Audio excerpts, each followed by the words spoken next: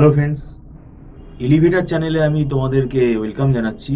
তোমরা যারা 2027 সালে ক্যাট এক্সাম দিতে চাও, এখন দেখো আমাদের সময় কিন্তু খুব একটা বেশি নেই। আমরা এর আগেও তোমাদেরকে একটা ইনফর্ম করেছিলাম।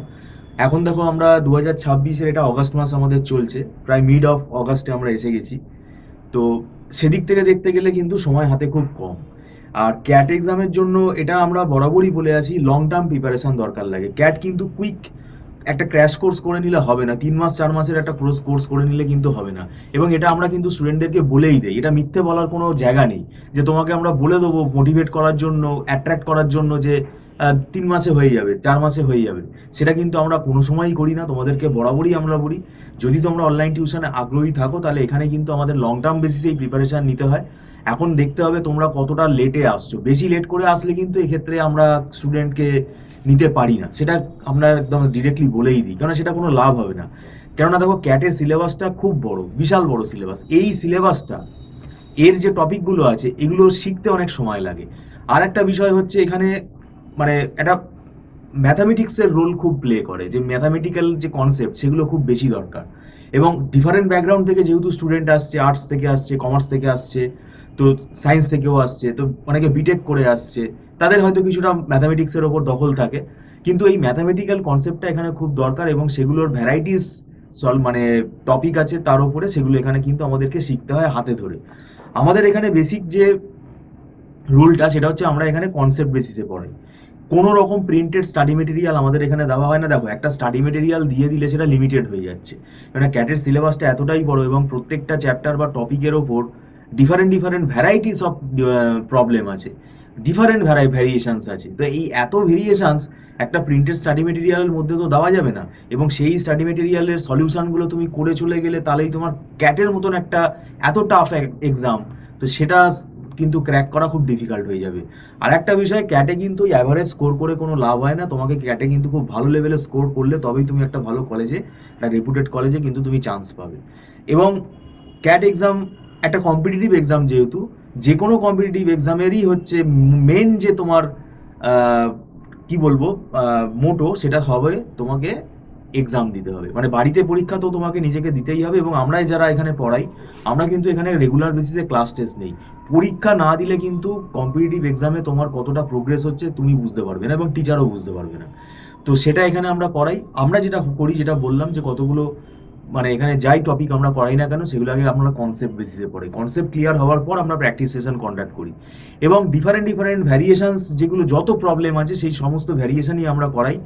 এবং তার শর্টকাট টেকনিকগুলো শিখতে হবে, কেননা এই যে নিউমেরিক্যালগুলো, রিজনিং যেগুলো আছে, নিউমেরিক্যাল এবিলিটি যেগুলো টেস্ট হয়, এর শর্টকাটটা জানাটা খুবই দরকার। কেননা এখানে আমাদের কম সময়ের মধ্যে অনেকগুলো কোয়েশ্চেন অ্যাটেন্ড করতে হয়।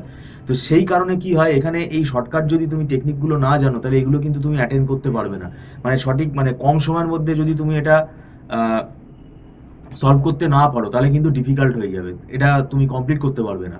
আর সময়টা আমাদের খুবই কম থাকে, অনেকগুলো কোয়েশ্চেন অ্যাটেন্ড করতে হয়।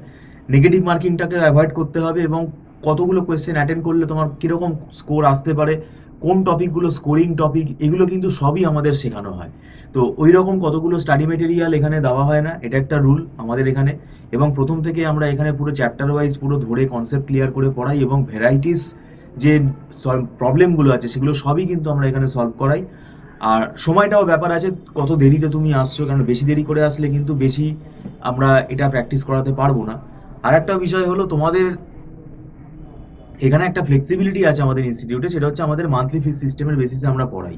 তো সেইটাতে তোমাদের কি হবে, তোমাদের মানে ক্লাসটা করতে সুবিধা হবে।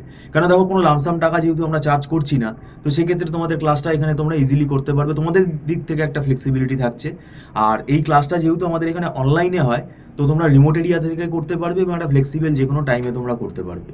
আর একটা বিষয় হলো, এখানে আমরা স্টাডি মেটেরিয়াল না, কিন্তু আমরা স্টাডি নোট প্রোভাইড করি। মানে ধরো, ফর্মুলাগুলো, টেকনিকগুলো যেগুলো আমরা ক্লাসে বোঝাচ্ছি তার একটা নোট আমরা প্রোভাইড করলাম, সেগুলো তো অ্যাজ ইউজুয়াল আমাদের দিতেই হয়। আর একটা বিষয় হলো, এখানে দেখো,